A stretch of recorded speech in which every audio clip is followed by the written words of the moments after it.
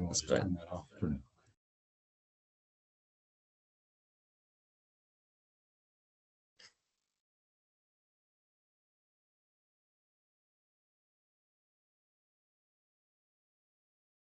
Okay, we are back on. We're going to double check, make sure that things are working now. And gotta love technology. Doesn't matter how many times you test something, and things seem to be working fine. We ran into some challenges. Today, we're lucky enough to be joined be joined today with Shannon Zazula, our state resource conservationist, as well as Curtis Knieven, our assistant state conservationist for programs. We're going to be talking all about the regenerative pilot program information. As we go through here, we welcome the opportunity for you to put questions in the chat. We'll certainly try to take those on at the end. And I think Shannon is going to bring up our presentation here, which I'm going to run through an agenda here real quick, just to show you what we're going to go through. One of the nice things about this year's regenerative pilot program, and yep, let's go to the next slide there, Shannon, if that's all right, is that they've done a good job, in my opinion, of getting information out there on the website. And we're going to really use that as a guide as we go through today. But before we get into that, you can see the agenda. We are going to show a quick video here in a moment. I'm going to send this over to Shannon to talk a little bit about some of the team's dynamics with running a meeting here. All right, thanks, Jared. As Jared mentioned, I'm Shannon Zazula, State Resource Conservationist here with NRCS in Indiana. And just to know, we do have our experts also on the line. They're not planning to speak, but if there's a question that comes up, we have our experts ready to answer those questions. So just want to kind of go through a few Teams things in case you're new to the Teams platform. We do want this to be as interactive and beneficial for you. So we will definitely want your questions, definitely want your input. And you can do that in multiple ways. So I'm sharing my screen. I'm going to just kind of show you, if you're not familiar with Teams, how to navigate that. So first of all, if you want to type a question, you can type it here in this chat button. You see it flashing here, hopefully? Yes. Okay, so you click on that chat feature, and then you can come down here and you can type whatever message you want. And when you do that, and then you click this little arrow, that will send to us a message that you have a question. And then we will, at an appropriate time, we'll pause and answer that question. If you'd like to ask a question verbally, you can raise your hand, and hopefully you can see the little hand symbol here flashing.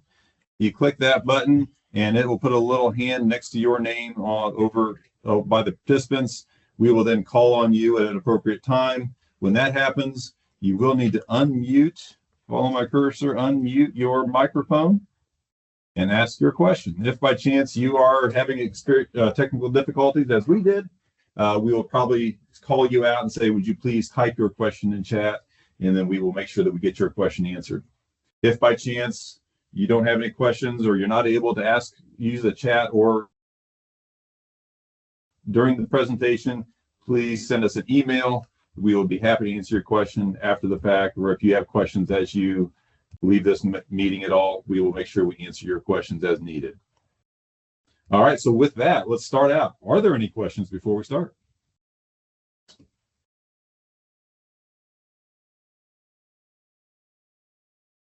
Jared said I didn't have my camera on. He was correct, so now you get to see my face. Okay, seeing no questions, we will get started. Thank you for your patience as we navigate all this fun stuff here. All right, we are going to start out at the national website. This QR code will take you there, or you can see the site posted down below here. So we're going to start there. We're just going to step through it and make sure you understand that there is a lot of good information out there. So even to show you how to do that, we will start out and just show you the most simple way to do it, and that is through your favorite search engine. You can just type in NRCS RPP, And right there is the link. You click on that, it takes you to the National RPP website. All right, so we're not going to read this word for word, but we do want to highlight some things here. This was launched through NRCS USDA. There is $700 million nationally committed to this funding source. That $700 million is $400 million in EQIP and $300 million in CSP. EQIP is the Environmental Quality Incentives Program. CSP is Conservation Stewardship Program. We'll get into a little more detail of what that means for Indiana after we go through the national website here. So first and foremost, we are going to show you a video that our new chief, Aubrey Betancourt, put together. And she does a great job of explaining the program and the whys and the wheres and the hows. So we want you to hear her message. So we will play that now. Hey everyone, this is Aubrey Betancourt, your Chief of the Natural Resources Conservation Service, and welcome to my office. I hope one day to have y'all here. Today I wanted to spend some time talking with you about the Farmer First Regenerative Pilot Program that was recently and fabulously announced by Secretary Rollins, Secretary Kennedy, and Dr. Oz. This program is meant to focus on the core principles of soil health, water management, and natural vitality, those core and universal principles of NRCS for over 90 years. This is a really unique and new opportunity where we are addressing head-on the fact that we are losing 2,000 to 5,000 acres of farmland a day. And so as an investment back into our core mission of keeping our farmers on the landscape and farming to their best ability, we are dedicating $700 million here at NRCS back to you, the farmer. So there's a couple of key components to this. One is it is $700 million dedicated through programs that you know and are familiar with, that I myself have been a customer with as well. It's $400 million through EQIP and $300 million through CSP. There's a set of specific practices that fall into the regenerative category for the purposes of this pilot. Now that list may grow and change over time. That's the point of the pilot, is your feedback, but this is kind of the core foundational practices at NRCS that support those three core foundational principles of Regen Ag. So with that, there's a component that includes whole farm planning. This actually allows you, the farmer, to work with NRCS out in your farm to see all of the resource concerns across your property and then match that up with all of the potential practices and solutions that NRCS brings to bear and available to you. The other component to that is, of course, giving you credit where credit is due. And so there's actually outcome-based reporting. That also allows us to give good data to you to set a benchmark and then, of course, see at the end of this pilot those improvements as well, specific to soil health. And so there's a soil testing component as well.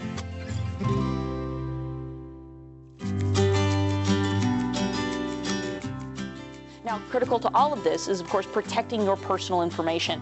It belongs to you, and that, again, is really a foundational principle of this program as well, which is to give you that information back to you, specific to your farm, as what regenerative ag is, which is a conservation management approach very specific to your farming type, your soil type, your climate, your water quality.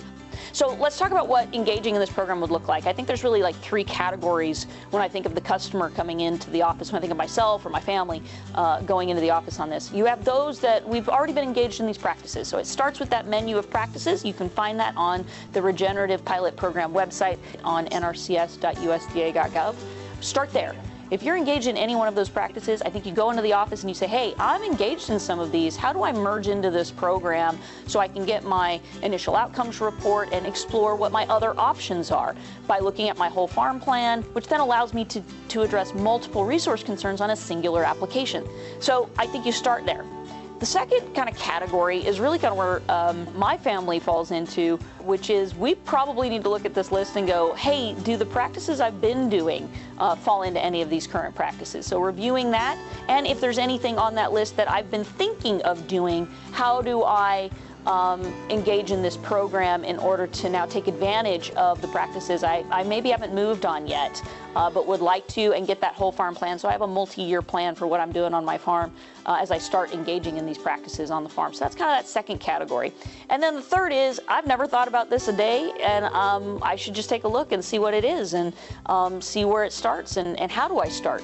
And that's really where you want to go in and probably sit with staff at NRCS and take a look at that list and say, look, I've been thinking about these things. Where do I get started?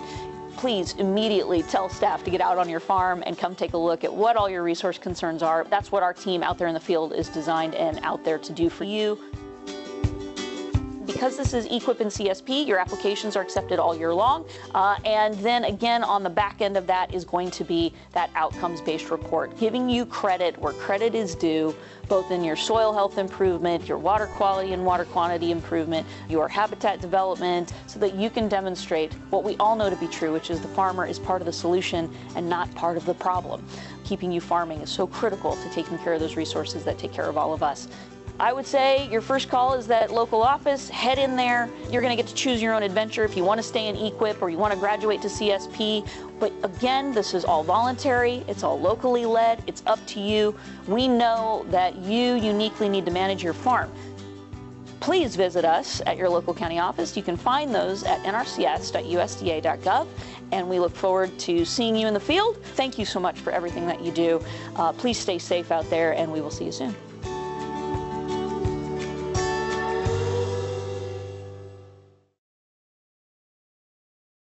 All right. Hopefully that was beneficial to you all. As we heard her message, we'll move on to some more details. First and foremost, I do want to go back. You may have heard this called various things. At one time when this was first rolled out, it was actually a term called the Regenerative Ag Program, or Regenerative Agriculture Program. That you'll notice that now we use the term Regenerative Pilot Program. So that name change did come before the official rollout, but again, we sometimes hear both terms used, but the official term is the Regenerative Pilot Program. So that's just a little bit of semantics there. So as you hear words, you know what they mean. All right. I'm not going to read this to you, but it's a couple of key words that are in this pilot. There's this whole farm resource concerns, and we're going to get a little more detail, actually a lot more detail about what this means, and especially for Indiana, because we've already given training to our employees. So as farmers are coming in our door interested in the Regenerative Pilot Program, we'll have a consistent way to communicate to them of what some of these national words and phrases mean for us. Okay, so whole farm resource concerns is it's not unique to Indiana. In Indiana, we've been kind of doing this approach for decades. For other states, this is a new concept for them. So, but it is more of a consistent national process here. If you've heard this administration, we are one of our main focuses within USDA, across all of USDA, is this farmers first approach. Again, this is part of that whole system there. We talk a little about regenerative, against the Regenerative Pilot Program. So again, in Indiana, we've been doing soil health for a long time. Soil health is definitely a key to regenerative agriculture. So again, nothing new for us, but for other states, it may be somewhat new. So we'll show you what that means for Indiana here. Okay, here's what the administration says is a benefit to the farmers to participate in this pilot. Again, we will have single applications. We'll have a whole farm plan. We'll address all of the farmers' resource objectives. All the good stuff that comes with, again, how we've been doing it here in Indiana for the longest time. But again, this brings it more to the national scene. Okay. Some things for consumers. Again, the chief talked about kind of more of a market type approach. This is kind of a first step to possibly some future market opportunities for individual farmers or larger scale agriculture in general. Okay, moving on to the requirements, and here's where we'll spend some time in Indiana focusing on some of these requirements and how we're going to implement this pilot program here locally.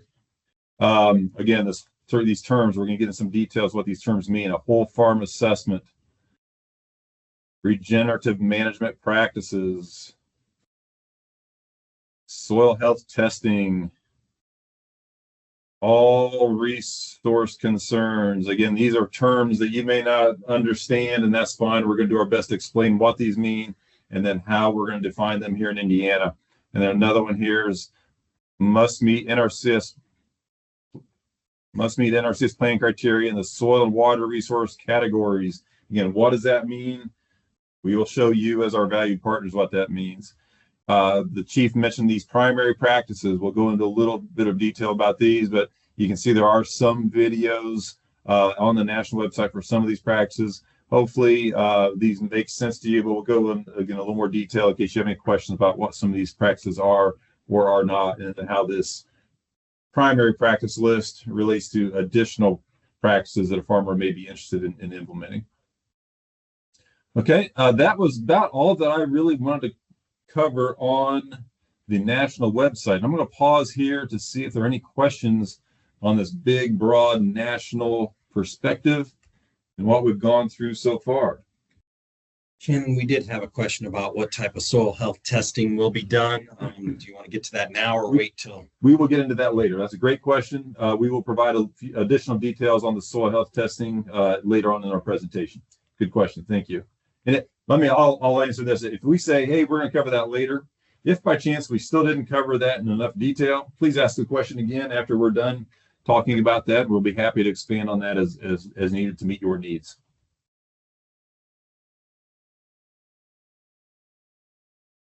Okay, I'm not seeing any additional questions pop in or hands being raised, so let's dive into some Indiana details.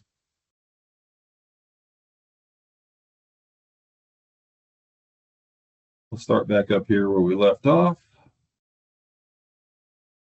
Okay, this is very important. I want to make sure all of you as valued partners understand this concept. Again, nationally, we've already covered this. There's $700 million available for this pilot program.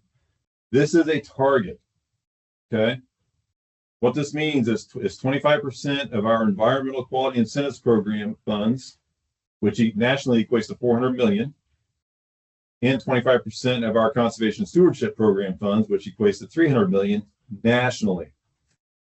Here's what I want you to pay attention to. If you don't learn anything else besides from RPP than this, there is no new money for this pilot program. It's a target of existing allocated funds, authorized funds for these two programs targeted toward this pilot program. That's key because it's, and I'll show you what the numbers mean here in Indiana in just a second, but that is a key concept. These are not new dollars. These are targeted existing dollars. Again, that's not good or bad. I just want to make sure that's clear. Pause there for a second. That's an easy concept to understand, but we'll move on. Okay, we're going to back up and make sure that you understand, again, when we use we don't want to assume that you know everything there is to know about our environmental quality incentives program or our conservation stewardship program. And again, I'm going to try not to use acronyms, but if I slip up, hopefully you'll have an understanding of what I mean when I say those.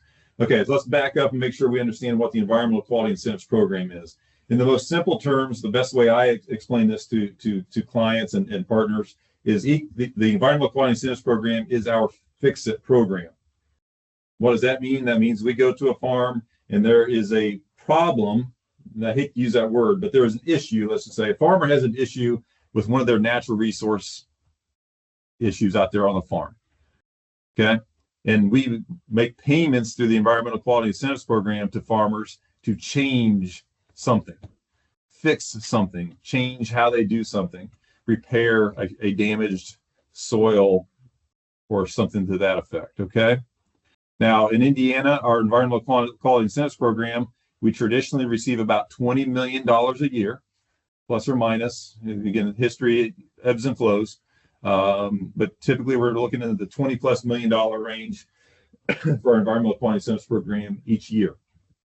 But that money goes toward fixing problems on all of Indiana's agriculture and land uses, from cropland to pasture land to forest land, confined livestock, wildlife habitat. And then we have national initiatives such as our Mississippi River Basin Initiative, our National Water Quality Incentives Initiative, our Western Lake Erie Basin, and our Resource Conservation Partnership Program.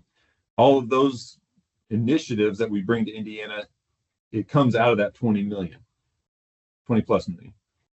Okay.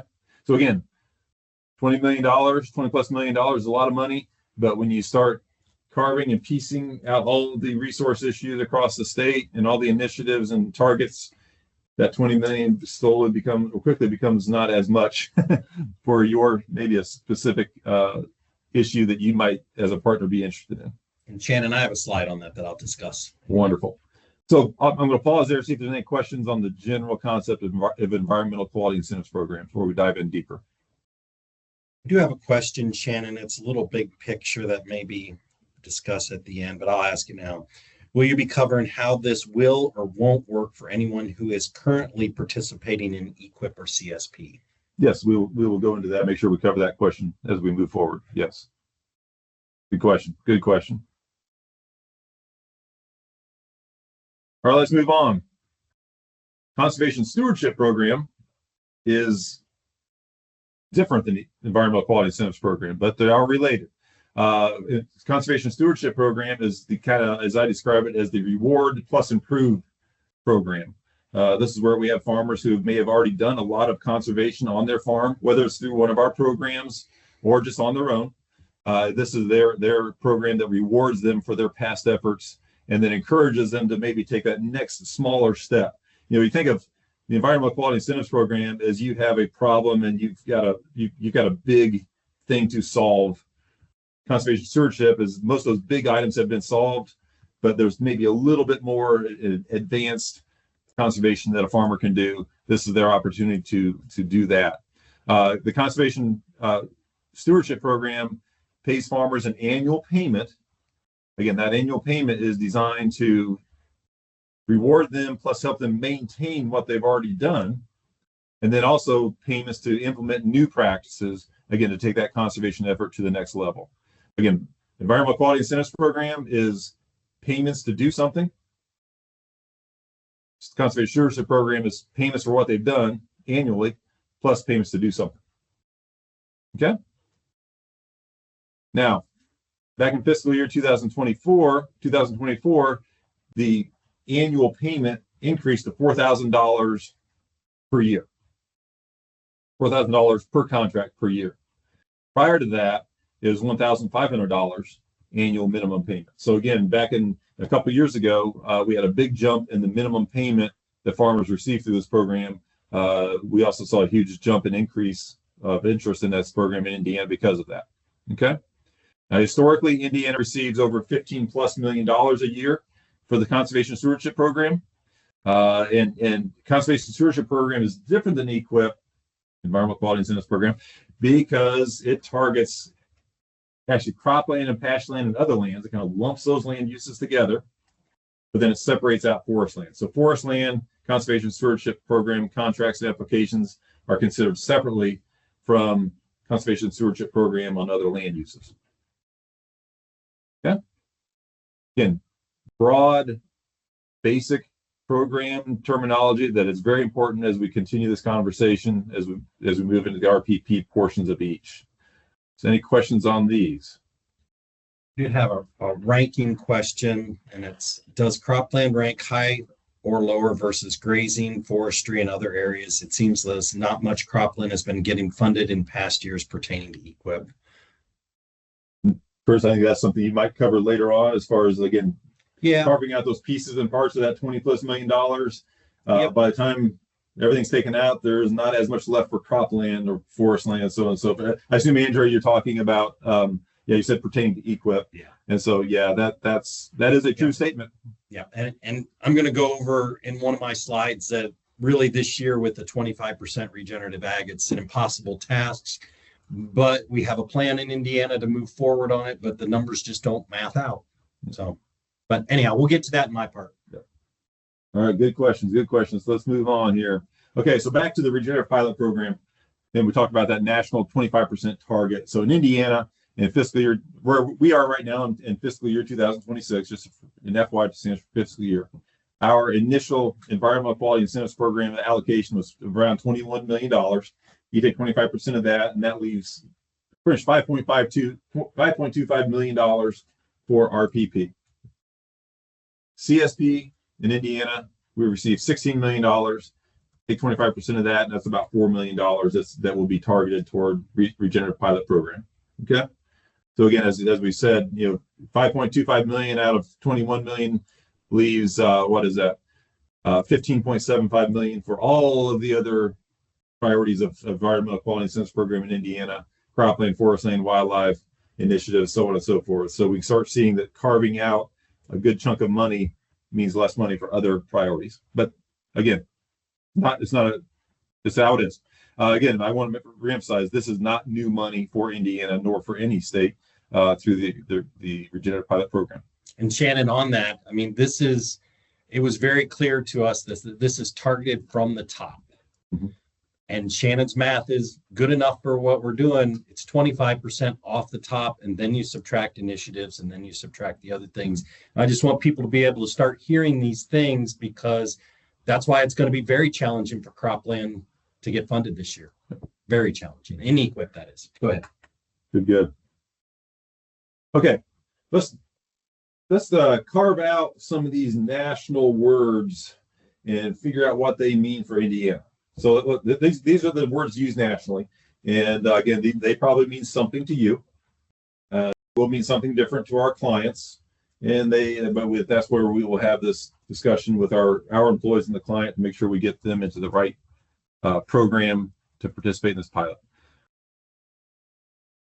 Let's first talk about the whole farm assessment. And you can see there some national instructions. I wouldn't focus on reading that per se, unless you're interested in it. But in Indiana, what we are going to do is consider the whole farm as land under the control of a farmer. And we'll define that later. But multiple farming enterprises and this extensive geographic separation will help us define what the whole farm concept is. Okay, so in this example, we have a farm on your screen where you can see we have two pastures. We have the rest of it is what we would actually technically call cropland. Apple orchard is cropland by our definition. Vegetables are cropland by definition. Obviously, corn and soybean are cropland by definition. We are enabling we are enabling the client to help make that decision of what the whole farm that will be offered for the RPP will be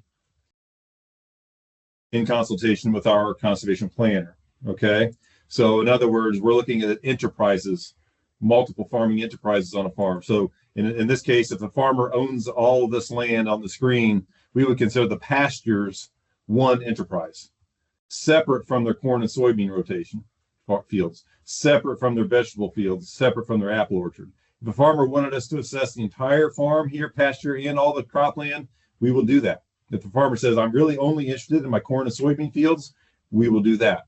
We're not going to force or require a farmer to have their entire farm evaluated if that's not part of their objectives for the environmental quality incentives program. Okay, move on. And Shannon, on that, the key thing is the farmer is determining what their whole farm operation is, because there are different managements for those different things that you described. Exactly. Yep. And again, this is for the environmental quality incentives program. We talked about land under control. And again, this is a key definition that we are in Indiana required or defining that as land that is owned or other lands that the client wants to offer. So for example, a farmer may own land, of course, that is their control. They may also rent, cash rent, lease, what have you. They may have control of that land for a certain time period based on their lease or rental agreement with the landowner. But if they don't want to offer that into the Regenerative Pilot Program, they are not required to offer that leased rented land unless they are interested in doing so, and then we can accept that land as an application and see how it ranks out for the RPP. Okay. We are not going to require our agency to prove control. We're going to take the farmer's word for it and roll with it. We're farmer first. We're not going to force a farmer to go through any additional hoops and hollers to participate in this opportunity. I do see a question from Andrea. Thank you for that question. Can it only be one pasture, or does it have to be all pastures? Good question, Andrea. It can, if a farmer only wants one pasture offered, that's what we will do. They may have control over more pastures, but if they are managing those pastures separate and the farmer says, I just want to consider this one, we will take the farmer's word for it, and we will work with just that one pasture for equip. Thank you, Shannon. I was about ready to add that caveat. So again, we kind of went through this example. You can see the number of PLU, my apologies, PLUs of planning land units. I should have changed those to fields, but you can see here, as we already went through, each of these could be considered a separate whole farm, and even amongst those, we could further divide that if the farmer manages some of those fields differently and only wants to offer those into the pilot program. Conservation Stewardship Program has its own unique rules. I think I'm going to back up here. The Regenerative Pilot Program is pulling off the authorities of our Environmental Quality Incentives Program and Conservation Stewardship Program. It's not creating new rules. It's not creating new requirements. It's not changing anything. And so the Environmental Quality Incentives Program has that flexibility of only one land unit to be offered. Conservation Stewardship Program, on the other hand, by the authorities and regulations, requires the farmer to offer all land under their control for the program. So our example back, and even to Andrea's question, on a pasture land for the Regenerative Pilot Program for an Environmental Quality Incentives Program can just have one pasture. If they offer that farm under the Conservation Stewardship Program, they would have to offer all pastures. Again, so we have no additional clarification guidance on that for Conservation Stewardship Program because that's in statute, regulation, all that other good stuff that we can't control.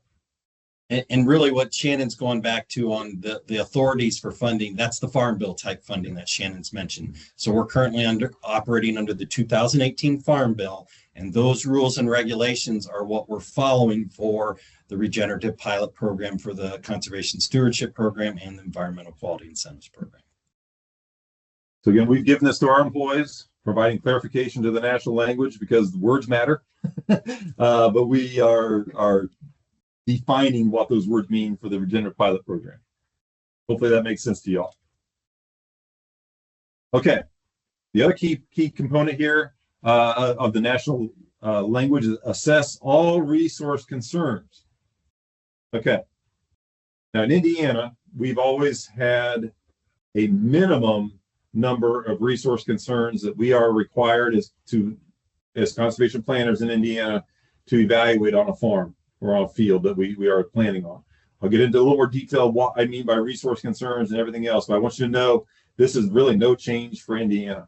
We've always said, as an NRCS employee and a certified conservation planner, if you have the privilege of getting invited onto a farm, the farmer says, I want you to look at this one crop field. At a minimum, we will have a discussion and evaluate a minimum number of resource issues on that farm so that when we leave that farm, the farmer at least has an idea of opportunities they may not have even thought about. So that's no change for us, but we are defining for the Regenerative Pilot Program, all resource concerns is the same as we've always done in Indiana. Again, farmer first. Our employees don't need to learn a separate set of things they have to do. They're familiar with this. We can make sure we have consistency across all programs and all conservation planning efforts. RPP is no different than any other conservation planning effort we do. So what do I mean by that? What is a resource concern? And you don't just answer this question rhetorically to yourself. what are some resource concerns that you may see on this picture? And I'll give you a minute just to study it. There's a lot going on here on this farm. What are some resource concerns that you can observe? And we'll give you the answers. Shannon, I would say that I see some erosion coming across that field. Yeah, good. So let's see what I would have seen just from this aerial view. Again, Jared mentioned soil erosion. You can definitely see some gullies here. You definitely see some gullies flowing downhill or uphill. It's hard to say. Some of these might be going both ways. We can see there is some barns here, and maybe there's some bare soil over here that might be a livestock farm. And whenever we see runoff from a livestock farm, we may be seeing some nutrients leaving that livestock area, getting into the field, going down into our receiving water bodies. Again, so we're seeing gully erosion. We may not see it, but it's likely happening that we have sheet and rill and or wind erosion. Likely, if we have this type of erosion, and there's likely going to be some soil health impacts such as compaction, organic matter depletion, so on and so forth, as those sediments and nutrients and probably pathogens might be leaving the animal area and or the crop fields. They are getting into possibly our water bodies, and so we will see water quality issues from sediment, nutrients, and pathogens. Also, as you look at this landscape, there may be very little wildlife habitat. So again, that could be a resource concern that the farmer is interested in. So again, the term resource concern means there's a natural resource, and natural resources are pretty much soil, water, air. We can see air quality issues here. Plants, animals, these are natural resource concerns, natural resources that may have a concern. Okay, hopefully that makes sense. That resource concern is an NRCS specific terminology that may not be familiar to you. We just want to make sure that, but we use it a lot in this pilot. So we want to make sure that you understand what we mean by resource concern as we move forward. Comments or questions on resource concern? I'm sure you found some others that might be applicable, but again, we're targeting our conservation planning efforts on what we see as the key ones here in Indiana. All right, let's keep on moving then, seeing no questions. So I alluded to the fact that this all resource concerns for RPP. I'm going to start using acronyms because I'm starting to run out of voice. All resource concerns for RPP will rely on our Indiana required resource concern list. Okay, so I'll give you an example of what that means for cropland. Okay, so think about our crop fields. When we have a certified conservation planner go on a farmer's crop field, these are the resource concerns that they must assess. First of all, there's the soil erosion category. We already kind of gave you a hint of some of these. At a minimum, our planners will evaluate classic gullies, ephemeral gullies, sheet and rill erosion, and wind erosion. So again, these are questions that our planner may ask the farmer to get a handle on their tillage, their crop rotation, so on and so forth. They'll be visually observing, are there classic gullies and or ephemeral gullies? These are some of the things that we will do with the farmer at minimum to see, is there a soil erosion resource concern on the farm? We'll also look at soil quality and soil health resource concerns, and the ones that we require in Indiana are aggregate instability, soil organism habitat loss, compaction, and organic matter depletion. And again, a lot of these we may not necessarily be able to visually observe, but we do have soil health assessments that we can perform with the farmer. Also, just asking about their history and their management, their cropping system, their tillage will give us a really good idea of whether there's going to be one of these soil health resource concerns on that farm, and so on. Again, farmer may call us out because they have a gully in the field. That's great. We'll talk to them about their gully, but we'll also have that conversation about, hey, wonder why this gully formed. Well, maybe it's because you have compaction. and the water is not infiltrating into the soil, it's running off, causing the gully. You probably may have weak aggregate stability. Hey, what are you interested in? Maybe what's your soil organic matter levels on your soil test? Would you like to have higher organic matter levels? So these are things we can talk to the farmer about and maybe get them into additional conservation that they may not have thought about prior to us being on the farm. Again, we want to take that opportunity when we have that privilege to be on a farm to have as many conversations with a farmer as we can to help hopefully get them on a path toward positive conservation. And finally, we will evaluate water quality. Again, from the sediment loss, nutrient loss, pathogen loss. This is a picture of Lake Erie. And you can, from satellite imagery, you can see that there are some resource issues in the Western Lake Erie Basin that end up in the Port of Toledo, Port of Sandusky, and then impact the overall lake through the algae blooms and nutrient loading of that lake. So again, keeping those nutrients on the field, keeping those sediments on the field, keeping pathogens out of the water are all great things. And we want to have those conversations with farmers when we have that privilege to be on the farm. Okay, this is just one example. We have different required resource concerns for pasture land, different ones for forest land, different ones for the farmstead or the barn area. But let's give you an idea of what we mean by Indiana required resource concerns. But the key here is what we've been doing for decades in Indiana is no different than what we'll be doing for the Regenerative pilot program as we move forward. And Shannon, just to add to that, the Indiana required resource concerns are applicable on most operations, and that's why we have them to be required resource concerns so that we can work with landowners to try and get those addressed through our conservation planning efforts. Yes, for sure. And to build on that, Curtis, these are the minimum.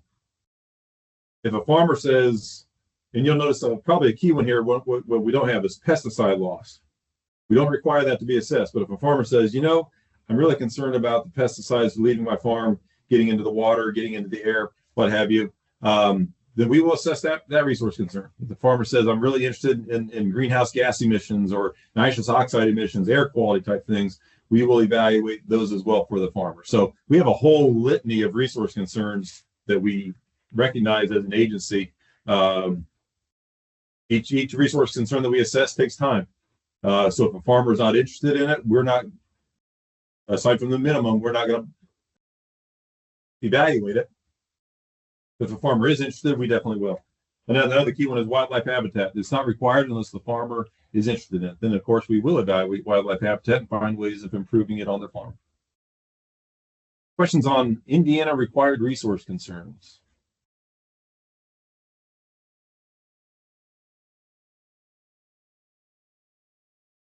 Okay. As you can see, we are stepwising through these national definitions and providing more clarity to Indiana. Okay. Now there's this other concept in the national requirement that says that the soil and water resource concerns must be at what we call the met condition. Now, what in the world does that mean? All right. So again, in Indiana, we're going to focus on those Indiana required resource concerns must be at this met condition. For that, I'm going to give you an example of probably one of the more obvious ones. If you've been around the conservation world for much time, this may sound familiar to you. Okay, so we have a resource concern for sheet and rill erosion. Again, just making sure I'm not going to leave anyone behind. Sheet and rill erosion is that erosion that occurs as water hits soil. It starts to flow across in more of a sheet type manner, and it takes sediment with it. Rills are tiny little baby gullies, if you will. You can actually see them. Sheet erosion you probably don't even see, but it's erosion that's happening somewhat evenly across the field. When that water starts to concentrate, now it starts to form a gully. So that's the difference between sheet and rill erosion and gully. Gullies you normally can see. They're deeper, they're wider. Sheet and rill is maybe not even visible to the naked eye. Okay, but it happens. Okay, so we measure our resource concern of sheet and rill erosion against what we call T. T stands for the tolerable soil loss. And so, of course, we used to be called the Soil Conservation Service. One of our earliest projects as an agency was to do soil surveys, soil mapping. So every soil in the nation is mapped. Every soil has various properties. T is one of those properties. what is the amount of soil loss that a soil can withstand every year and still remain productive? Is what that tolerable is what that means. Okay, you can agree or disagree with what it is, or how important it is, but that is our measure for us deciding if the sheet and rill erosion resource concern is addressed or not. Okay, so think of this met condition as a threshold. Okay, I got a line in the sand down here. This is our threshold. For this example, that threshold is T. Are we above T? Are we eroding above tolerable, or are we eroding below tolerable? Okay. So for example, here's a field. Got a lot of erosion. There's probably a fine line between whether these are gullies or rills or sheet, but we're going to say that these are mostly sheet and rill erosion. We definitely have an erosion issue. We can see it, right? So in this case, we would be eroding above T, so we are not to the threshold. The threshold is erode below T. So we're not quite there. We're not quite to that line. So in this case, this field does not meet the soil erosion resource concern. Okay. However, if we convince a farmer to start planting cover crops, start using no-till, we can get that soil loss below T, and now we are at that met condition. Okay, so as a conservation planner for the resource regenerative pilot program, we will assess sheet and rill erosion on a farm, and if we find that the farmer is above T, they are not to that met condition. They must get beyond to that met condition by the end of the contract to be eligible for the program. So we would have to talk to them about ways of minimizing their soil erosion, things like reducing their tillage, maybe changing up their crop rotation to include more high residue crops, planting cover crops, so on and so forth, farming on the contour. These sorts of things will reduce erosion and may get them to that tolerable level to where they can meet the requirements for the RPP. We get them to that met condition, then everybody is happy. Comments on that concept of this met of the soil and water resource concerns. So again, a farmer has to meet by the end of the contract period all soil and water resource concerns, that those being the Indiana required soil and water resource concerns for Indiana. And Shannon, that's for both EQIP and CSP. That is for EQIP and CSP. Yes, thank you, Chris. CSP has had this criteria in the past for all resource concerns. This is new to EQIP. Okay, I'm not seeing any questions, so hopefully that concept makes sense. I guess what I'm trying to say is you can understand it, and you can, or you can't. Our planners do, our employees do, and so they'll be having these conversations with farmers and trying to encourage them to do more conservation to get above and beyond our met condition. Mike Dunn, great question. What happens if they don't? Even the best plans don't always work. Outstanding question, Mike. They may not be eligible for the regenerative pilot program, but they still would be eligible for our base programs. We still have our base or classic EQIP programs, or base or classic CSP programs. So yeah, the ante is upped a little bit for RPP, but these farmers could still participate in our classic EQIP and CSP programs to participate.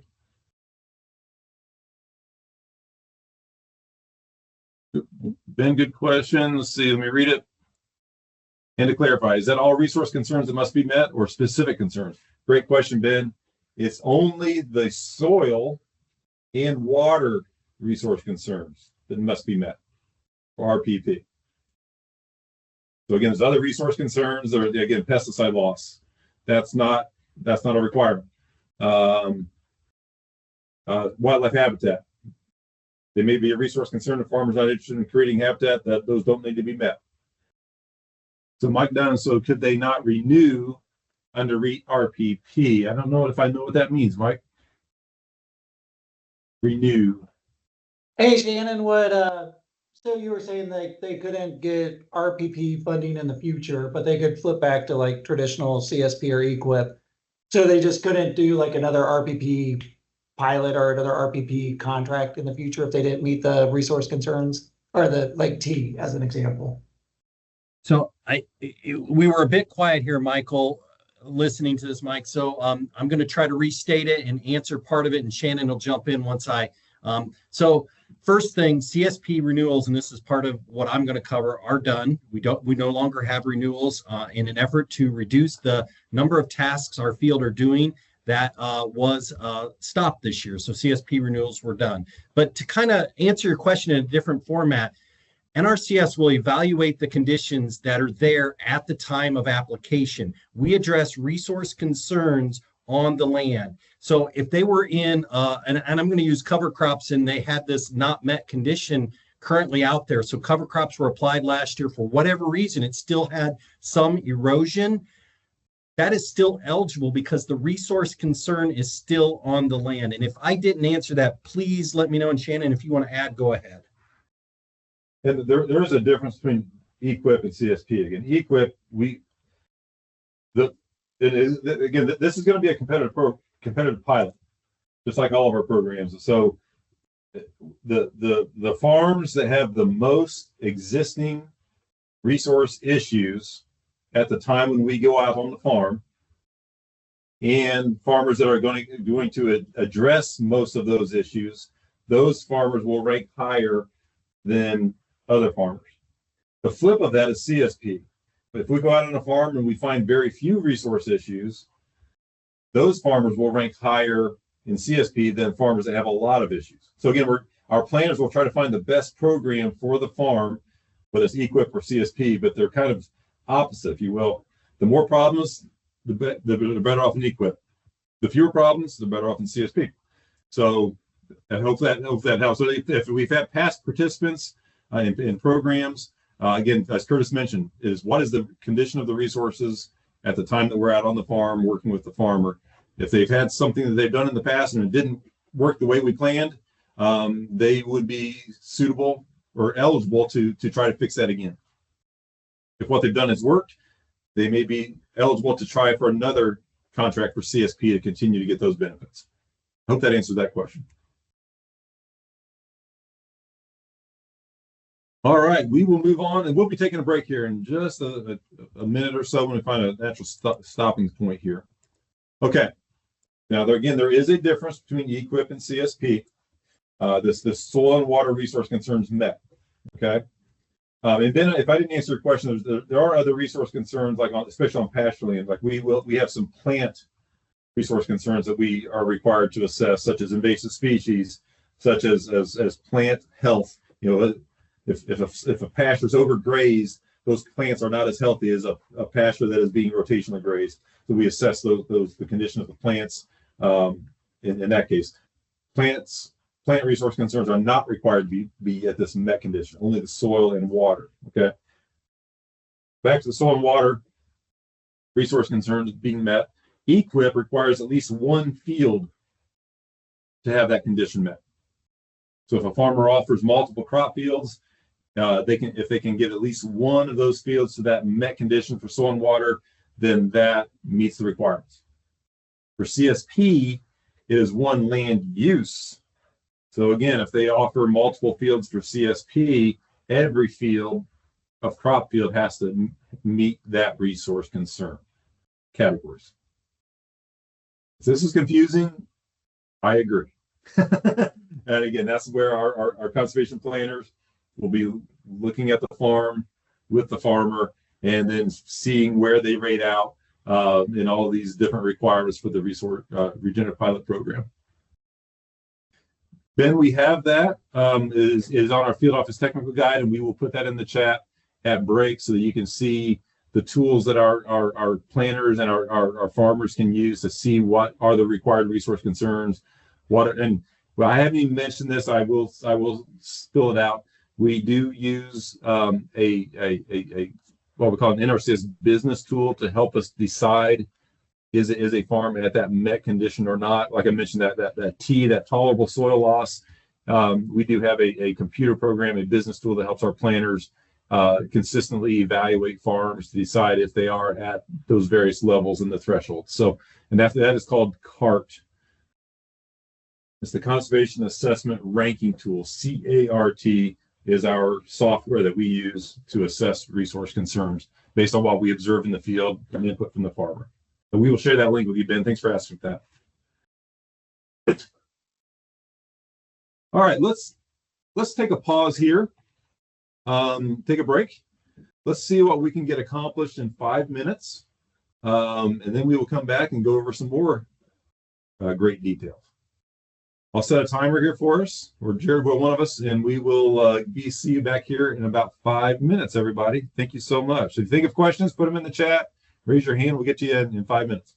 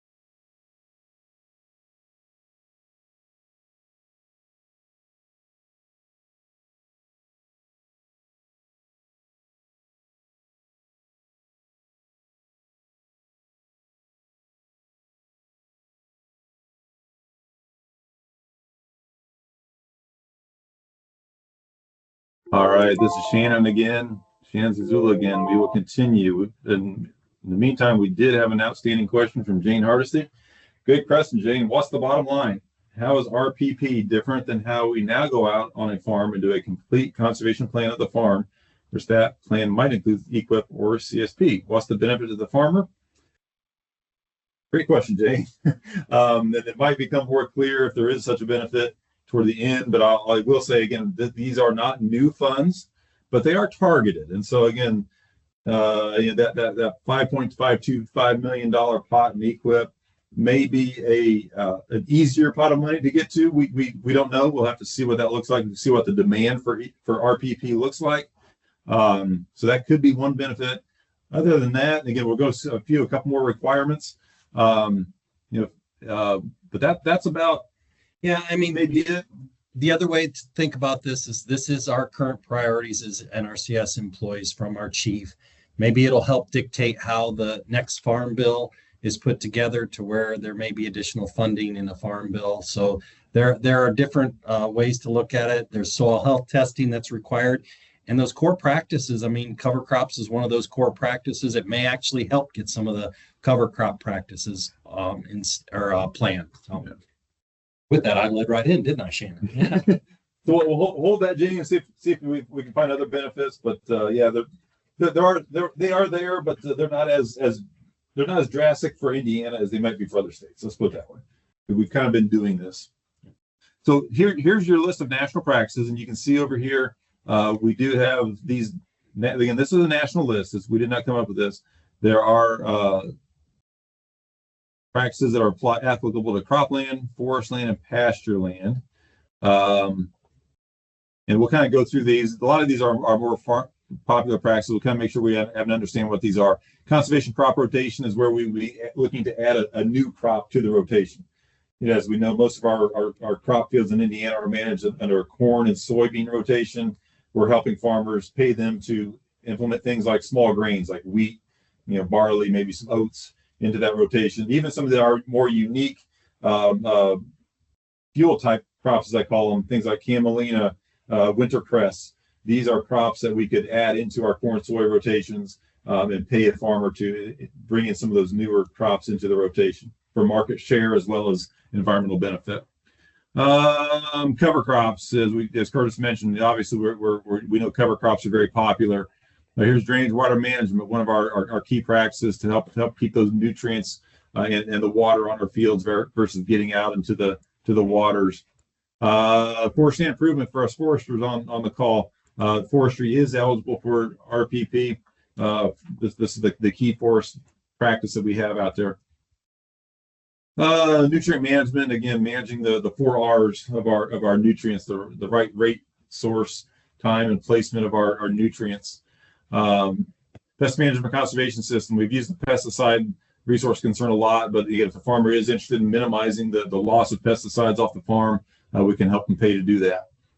For our grazers out there, a change in our standard name is now grazing management. Again, getting those, helping farmers to move those livestock to different fresh pastures, allow that regrowth of the forage for the benefit of the plant as well as the health of the animal and the resource.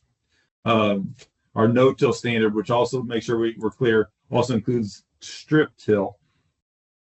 And also we do offer payment for reduced tillage, which is not no-till, but things like vertical tillage or less intensive tillage that doesn't quite meet our no-till standards. So you also see some of these activities that we have, soil health testing and soil source testing. We'll get into more details of that here in a little bit. So any comments or questions on the primary practice list?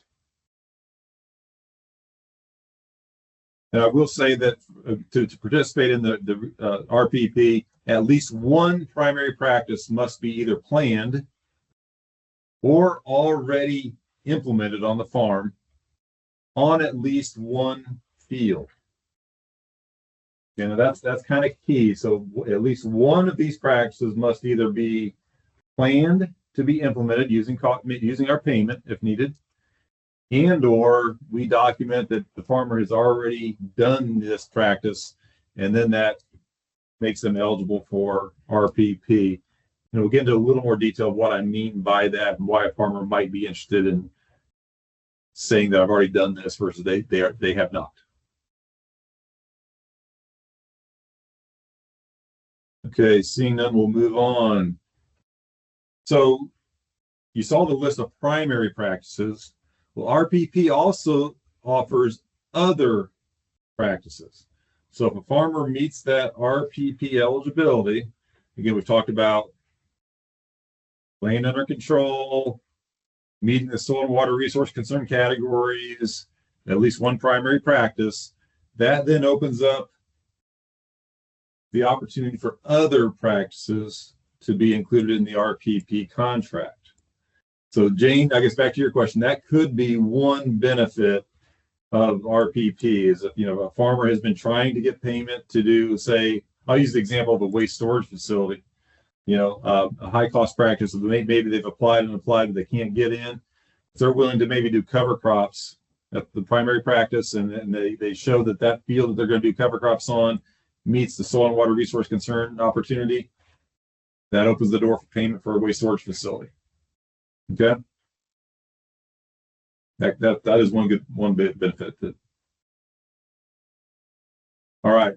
Now these other practices that are not primary, again, they do not receive ranking credit. As I mentioned, kind of alluded to, these programs are very competitive. And Curtis will kind of get into some more detail on that. Very competitive. Ranking. So we rank each application against each other. Whole host of factors go into that. One of those being the benefits of the practices toward the resource concerns that we've identified. These other and supporting practices that are not primary do not receive ranking credit. And so they won't rank as high as another farmer who's doing a lot of primary practices on their farm. Again, if no one applies, we'll fund a lot of non-primary practices. If a lot of people apply, we'll probably be funding primarily primary practices. All right, let's move on then. Thank you. Okay, if you're familiar with our programs here in Indiana, especially the EQIP program, we typically can pay up to 3 times for the same practice on the same acres for what we call our management practices. Things like cover crops, no-till, nutrient management, pest management, etc. We typically pay up to 3 times in a contract for those practices. Through RPP, and again, back to your question, Jane, that this is a benefit to RPP, we can pay up to 5 times for those practices if they're participating in RPP. So farmer normally signs up for Classic, EQIP, they can get paid 3 years for cover crops. If they get into the RPP, they can get paid 5 years for those cover crops.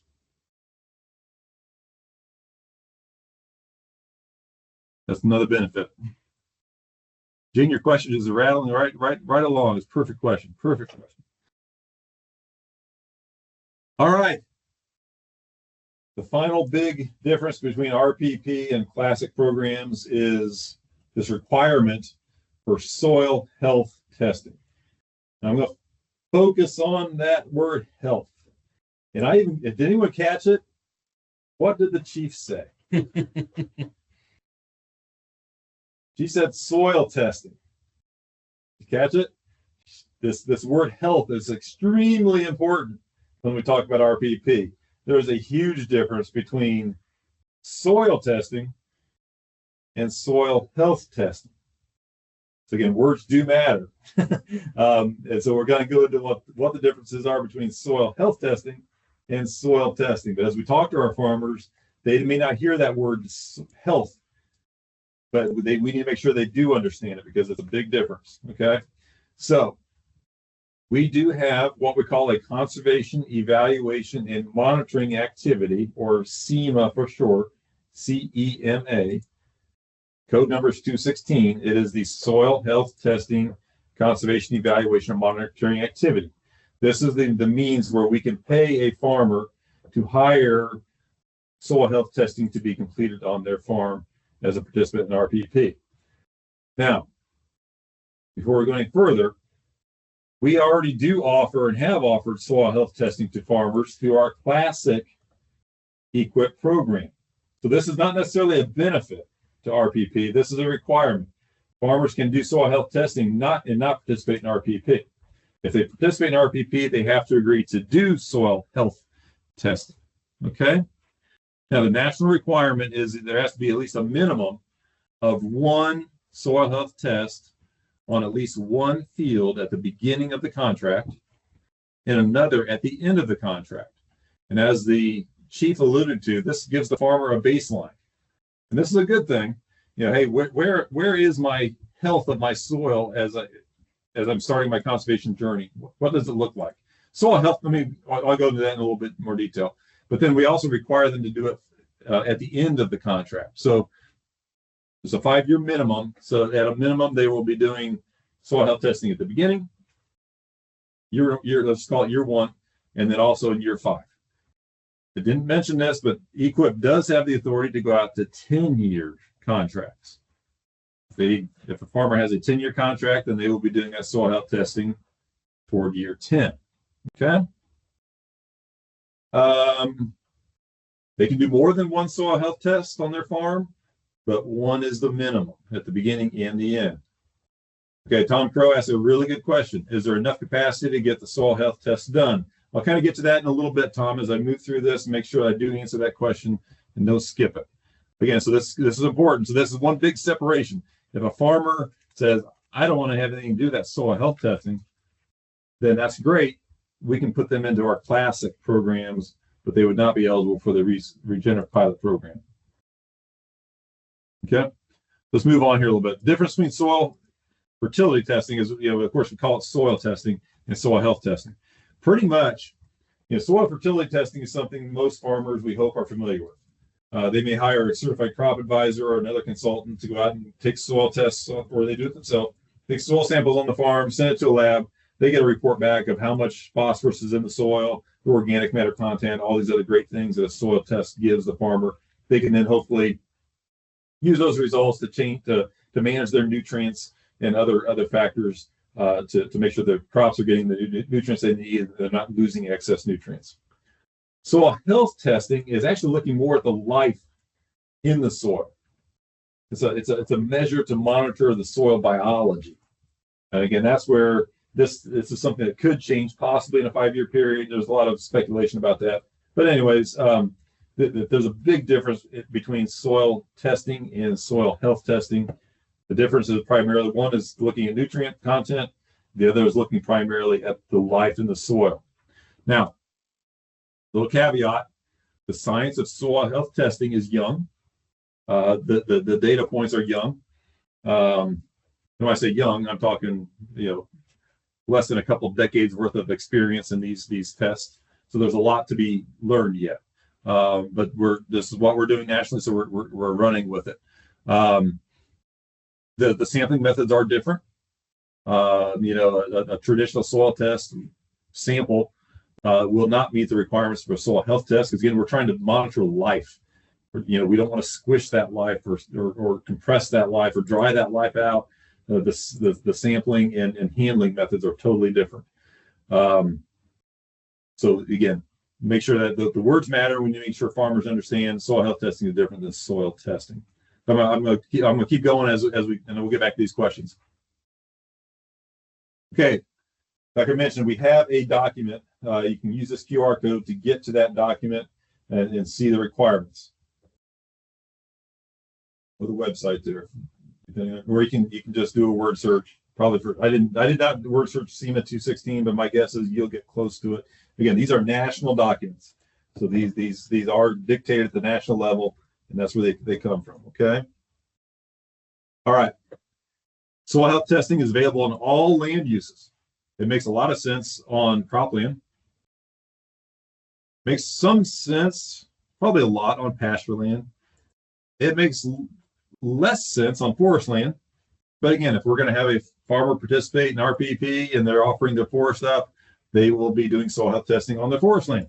Okay. Now, soil health testing, to get paid for that, requires a farmer to use what we call a qualified individual. Okay. Well, many of you are familiar with technical service providers, where NRCS has a certification process, and we do a review of a private individual's qualifications, and there is a certain set of standards that those technical service providers must meet. A qualified individual is not a technical service provider. Okay. We do not keep a list of qualified individuals. We do keep a list of certified technical service providers. We do not keep a list of qualified individuals. A client can be their own qualified individuals if they meet the requirements. And those requirements are laid out in that document that I gave you a link to. Okay. But that qualified individual will do the sampling strategy. They'll work with the client and our conservation planner to develop the sampling strategy. They will be the ones that collect the samples. They'll be the ones that send the samples to a qualified lab, and they will be the ones to interpret the test results with our client. Okay. So here are the national requirements for a qualified individual. You can see that if you are a certified crop advisor, you automatically meet the qualifications to be a qualified individual. Obviously, we have a lot of certified crop advisors in Indiana. You can read them. So this is what we have. Now, I will tell you that we in Indiana are going to be working with our partners or alone, whichever works out. We are going to do a reach out to all of our individuals who might be interested in becoming a qualified individual to give more information to them, teach them what's the difference. If they're familiar with soil testing, what is the difference between soil testing and soil health testing?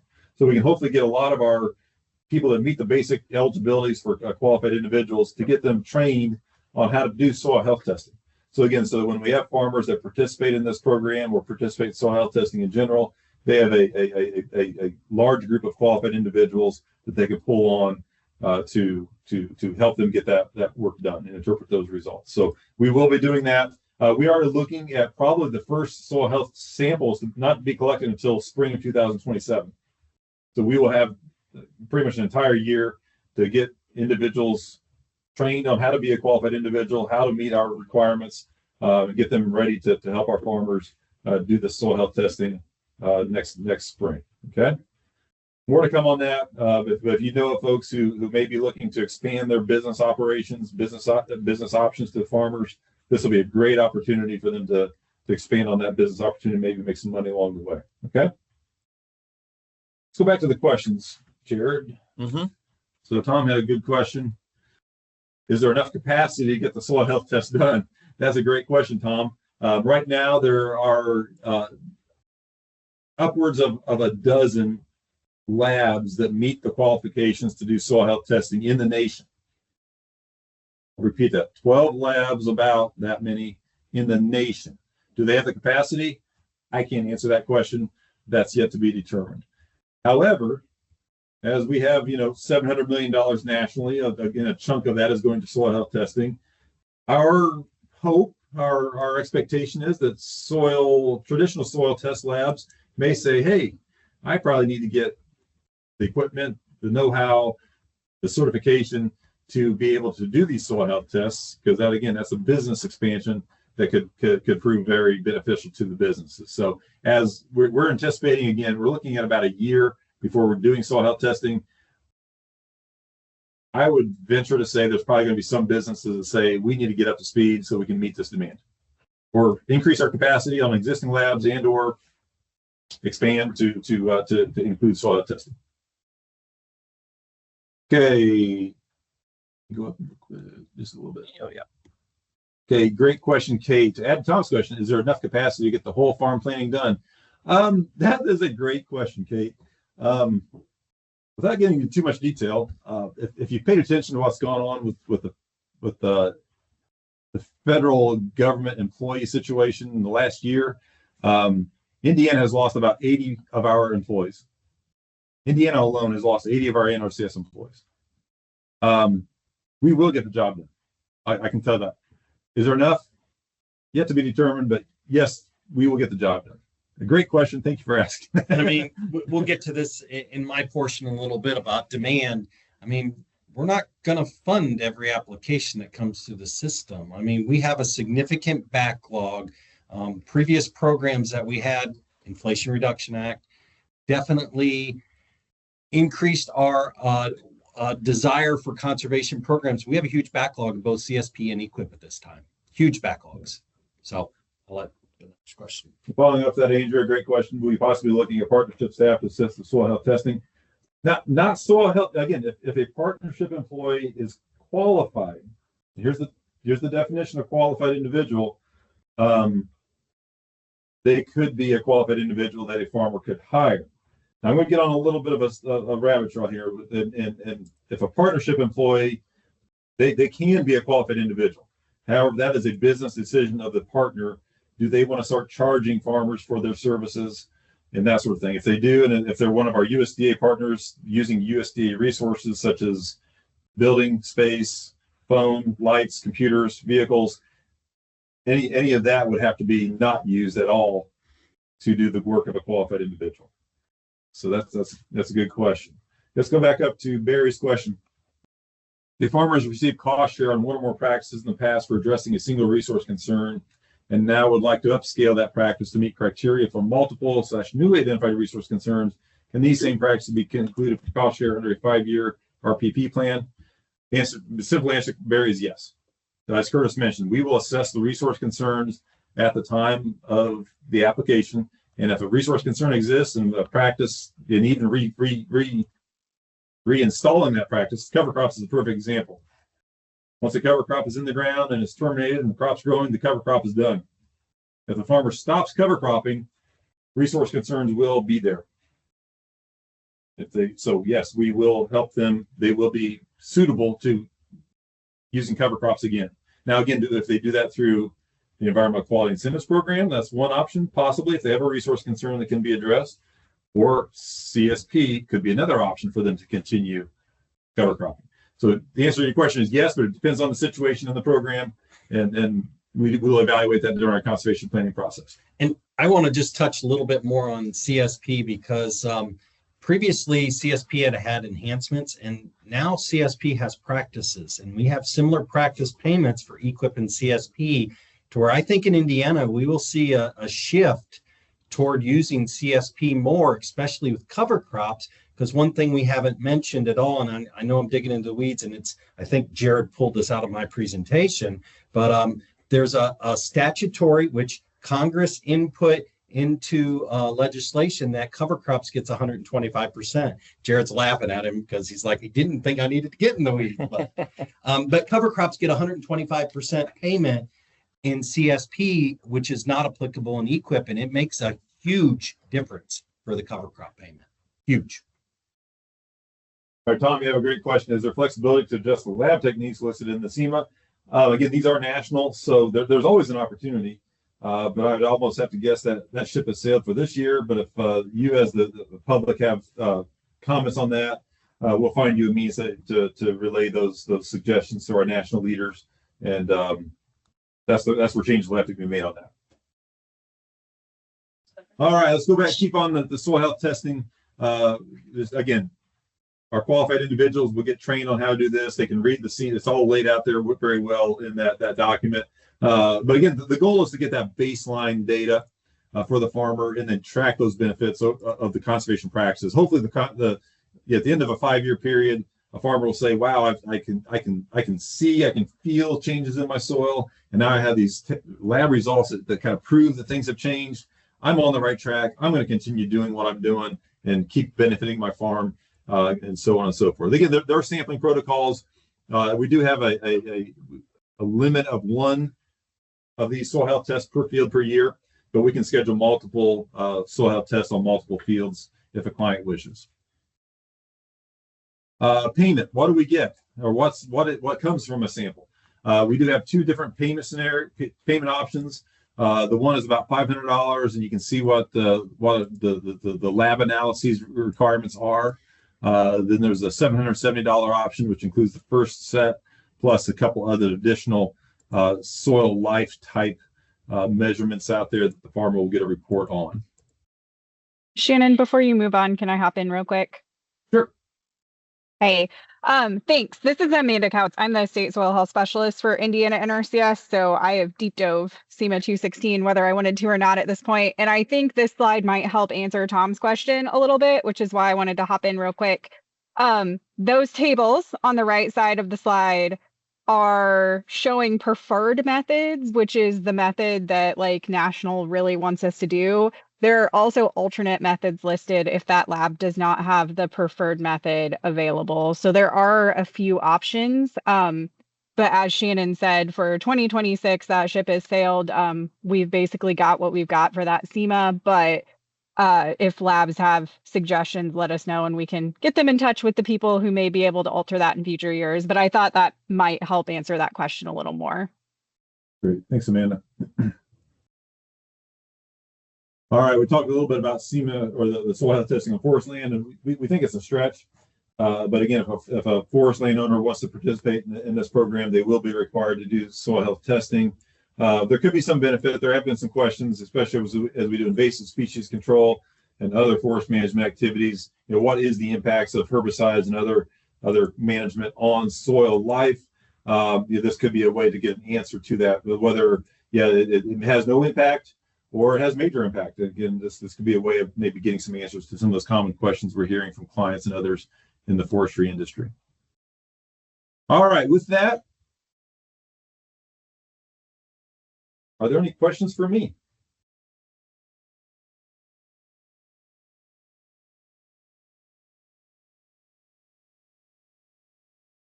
All right, well, if you have any, please enter them in the chat, raise your hand. We're going to move on and turn it over to Curtis. Thanks, Shannon. It's coming up here. Okay, everyone. First, we're just Shannon did a great job going over CSP and EQIP, but another way to look at the two different programs is the Conservation Stewardship Program, CSP, will pay on management practice, think cover crops, no-till, and nutrient management, whereas EQIP is designed more for fixing it, like Shannon said, or engineering practices. We don't have the flexibility to pay for those engineering practices in the CSP type program. Keegan, I'm going to answer your question here. It's a great question. If RPP funds go unspent, will they roll back into EQIP General and or CSP General? The answer is no.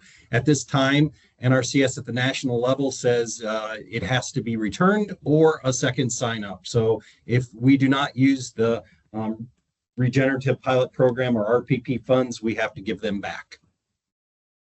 So CSP, Shannon again went over this, the $4,000 minimum payment.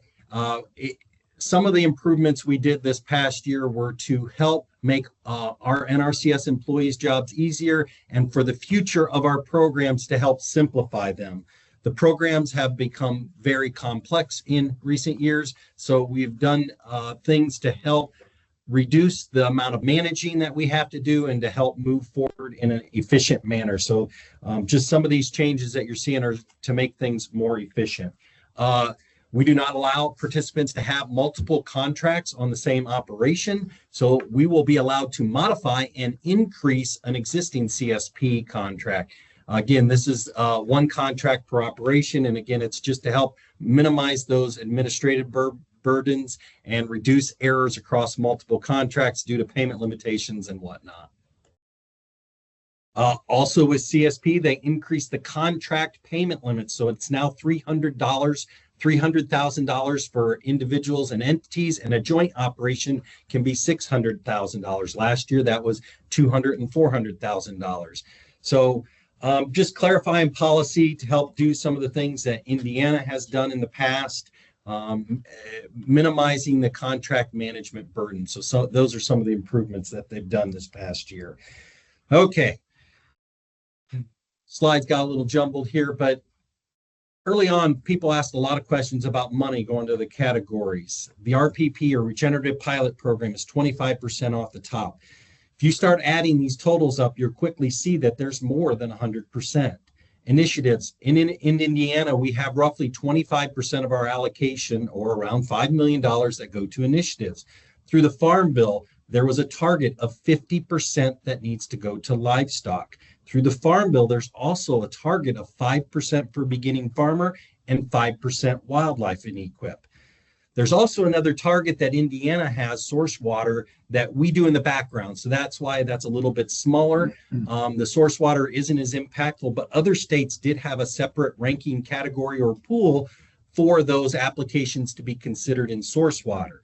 I bring this slide up to show you that in previous years, it was challenging to allocate money to these various. I'm going to go back to the cropland question from earlier. Forest land, small farms fit into that as well. They don't have targets through the chief and or farm bill.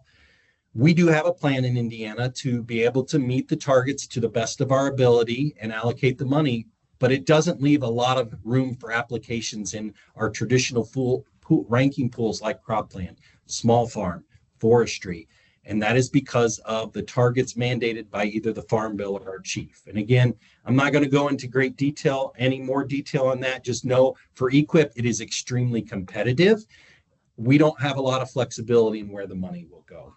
CSP will be coming up in a few slides. RPP, we did have a sign up announced on December 15th. By January 15th, that was the first batching deadline. But I will say that if you know of people that are interested, we take applications continuously. We will take an application today that will be considered in the next available funding cycle. It may likely be in FY26, fiscal year 26. But if, as Keegan implied, if the funds go unspent, Indiana may have a second sign up. I don't foresee that with the flexibilities, but we could decide to have a second sign up if we didn't get the money all obligated. So this goes to CSP. The targets are significantly less. In classic CSP, we really only have a beginning farmer target of 5%, whereas we now have 25% for the RPP, and we had the beginning farmer. So I put this slide back in. Jared said it was too NRCS focused, but the top part is the statute from CSP. Statute is what Congress puts into law that not less than 125% of the annual payment amount is determined by NRCS. The bottom is payment schedules. Payment schedules are an internal method for us to determine payment rates for specific practices. Cover crops is the only practice that gets what I'll call this special treatment in statute, where this year, because we're paying on a practice, cover crops receive significantly more in CSP than EQIP. I'm slowing down just a little bit. I know we're running shorter on time. I don't have many slides left, but I want everyone to understand that this year we will pay more in CSP for a cover crop application than we will in EQIP. And in previous years, that's been one of the complaints that CSP doesn't pay enough. CSP has this extra payment for cover crops as well as the annual payment of $4,000 per year that will make this financially beneficial for our producers. This is just the Regenerative Ag program, the NRCS web link that Shannon shared earlier. It is as easy as Shannon typed it in. He asked if we should do that at the beginning. And I was like, yeah, let's type it in. Let's show how easy it is to find the information. If you have someone or know someone that's interested, you can just type in an NRCS, RPP, or Regenerative Pilot Program. So with that, I think we can open it up to your questions. And I do have a few more things, Shannon. I don't know if your team helped me share. I've got to move a few screens around for one of the, I think Ben asked about sharing some of our tools earlier, and I was going to get that up here so you could see the, so everyone could see some of the tools we have. And Shannon, you let me know what you think we should give to everyone. Okay, this is one of the links for the various resource concerns that are that we have. If you want a listing of those, I can post that. As well as this is our field office technical guide, section 3. This a very detailed document. This last one that I found here, hopefully it comes up. The Indiana planning criteria, and this is a listing of all of those. And I don't know if you want to share any more about those, Shannon, or just I can put those in the chat. Yeah, good. Put the required resource concern PDF in the chat, and then a link to the tech guide where this is located, as well as our Indiana planning tool, which gives an idea of how we assess each resource concern. You know, the observations we make in the field, and or the questions we need to ask a farmer. And Ben or anybody we're happy to give you a dog and pony or a walkthrough of all this information as it's helpful to you. I'm going to stop sharing and just get those links in the chat so everyone doesn't get dizzy from me going back and forth. Okay, gang, I'm going to jump back in here and just say, first off, thanks to Shannon and Curtis for all the detail on the Regenerative Pilot Program. Give you all a chance to be compiling questions here.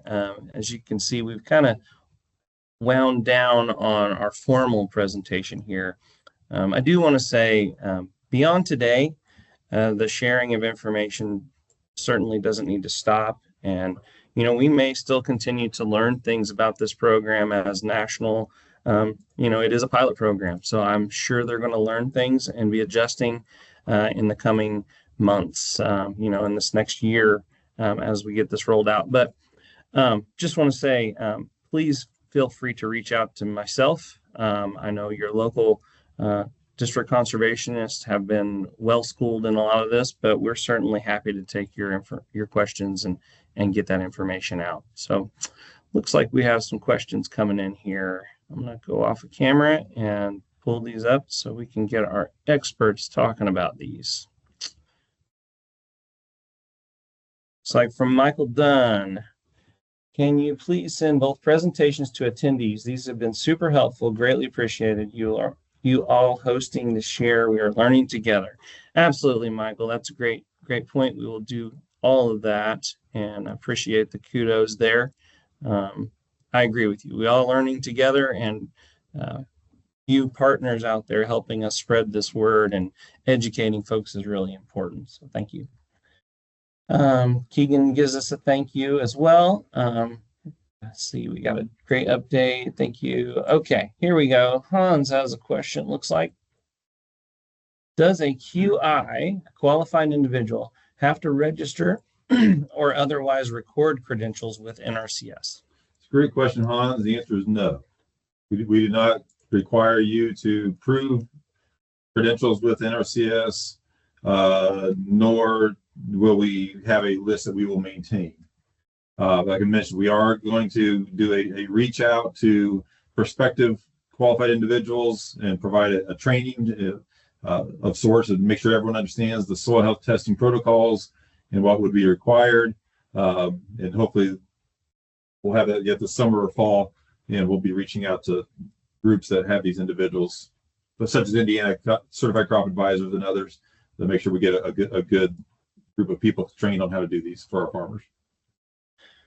Shannon, Thanks, can I Shannon. hop in here real quick? Oh, yep. Go right ahead, Amanda. Sorry, Jared. You're good. Just a caveat to what Shannon said. Obviously, we're not keeping a list of QIs, but part of the documentation and the deliverables for the SEMA 216, there will need to be a statement from the QI explaining how they meet the QI requirements attached in that cover page on the deliverables. So it is self-certification, but you will need to provide, how you've met that requirement. So there's not a list. We're not going to keep one, but each time a SEMA document is returned to a field office and to the farmer, that QI will be self-certifying how they met that qualification. And Amanda, just for a follow-up on that, the statement, I guess I just want to make sure everyone has a feeling for how that would work. This is just like a paragraph describing that person's qualifications, or perhaps listing what other certifications they may have. Yeah, so paragraph would be fine. The actual SEMA document gives examples that you can attach or enclose a copy of the documentation if you would like. That's encouraged but not required. Examples would include like a certification name and number, the business retailer name that holds that certification, or other brief written statement. So really you can be as technical with that as you want. You can give us a copy of your CCA certificate or your CCA certification number, and say that you're a CCA, or you can just write a paragraph that says I'm an Indiana certified crop advisor, and that's fine too. So a couple of different options there, but really the key point is that you're gonna need to justify it, but we don't keep a list. So Great. Good information, Amanda. Thank you so much. Looks like Hans found it on page 6 as well, that detailed information. Josh Griffin, I believe you had your hand up if you'd like to share a question.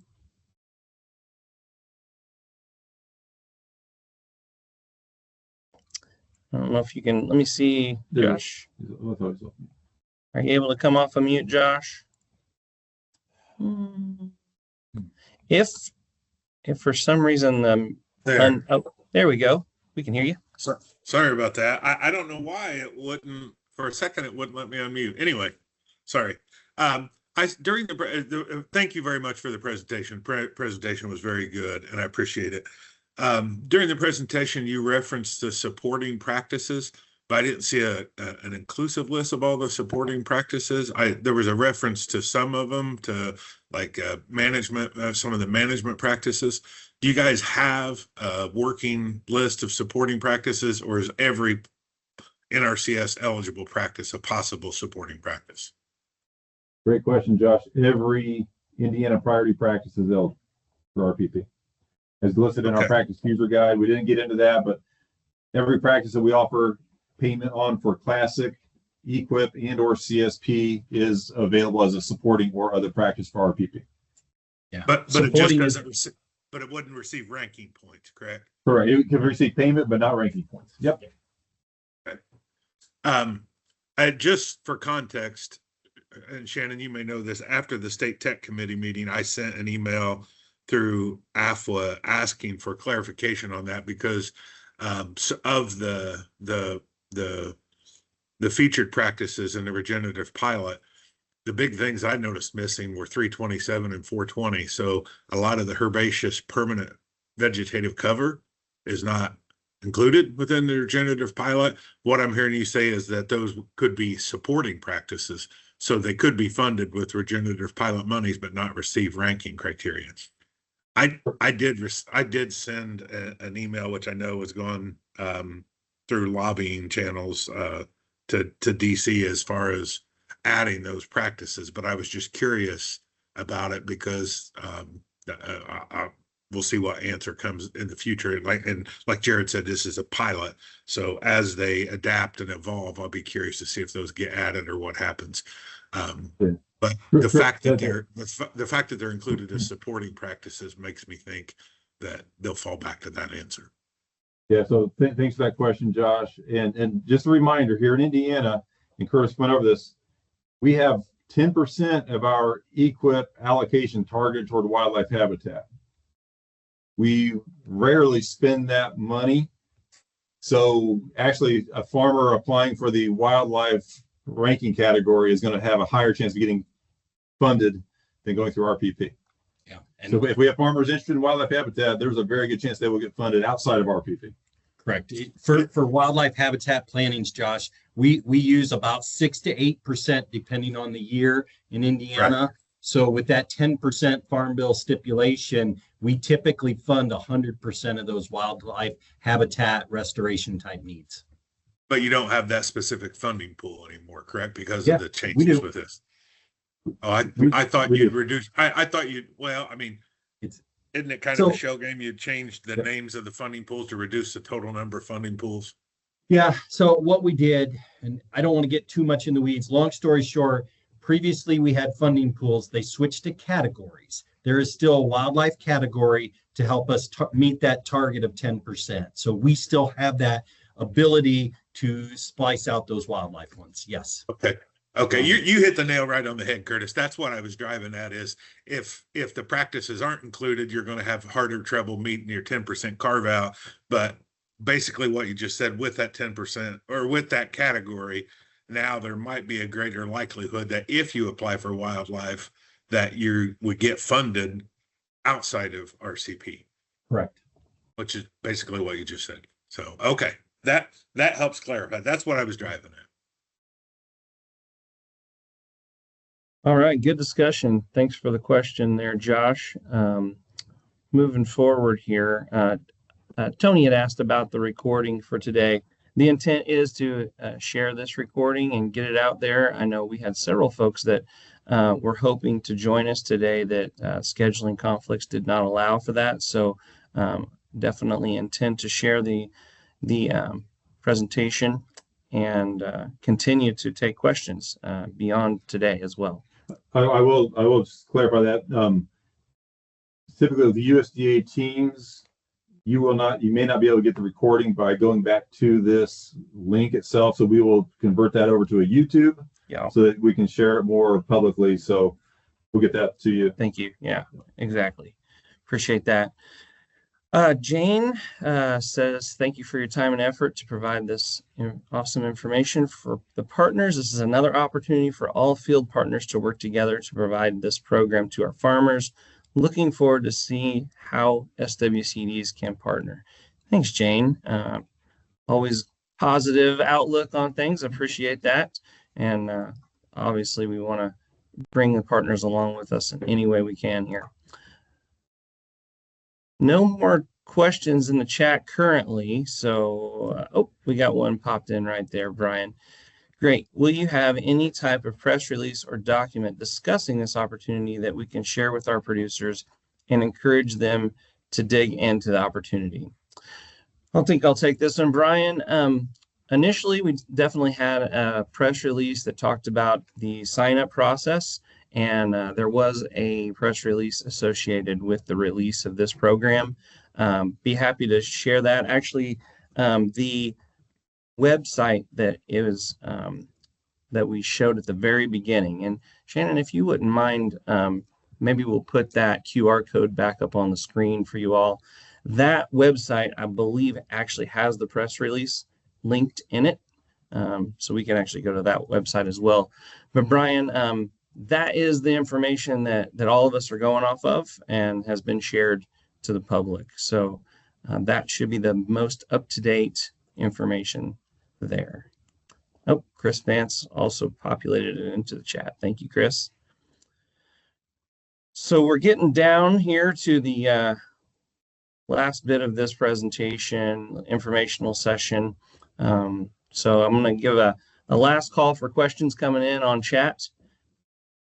Any other comments from our presenters today that you guys would like to share before we start to wrap things up? No, just, I guess I appreciate your interest, your participation, your assistance in helping us help our farmers get into this pilot program or any of our programs or any of our conservation efforts. Again, this is a team approach for sure, as Jane mentioned. Let's keep working together. Please keep the questions coming so that we have a consistent message out there to our land managers and get some good conservation on the ground. Thank you so much. Anything from you, Curtis? I appreciate all that everyone's doing. This will be successful in Indiana because we have to make it successful. That's part of our job. But there's a lot of flexibility with this program if you really sit back and look at the way it's rolled out, to where producers have a lot of options to be able to get into it if they want. And if they don't, they can use our classic program. And I think seeing no more questions here, I'm going to start to close this down. And I just want to say I appreciate you all for joining us today. Echo the sentiments here from Shannon and Curtis, and appreciate the questions and comments that have come in today. I will say, beyond the regenerative pilot program, we just have some great conservation opportunities in Indiana. Please don't hesitate whenever you're communicating this out to farmers or your constituents, to let them know that they don't have to have all the answers when it comes to these programs. Please just encourage them to contact us and we can walk through. We know that sometimes these programs and things can get complicated. And I think I'll just reiterate there, I think the chief said in that video, just call us, give us a holler, and let us know how we can help. So with that said, I'm going to shut us down and bid you all farewell. Say thank you one last time and have a great rest of your day. Thank you, everybody. Very good.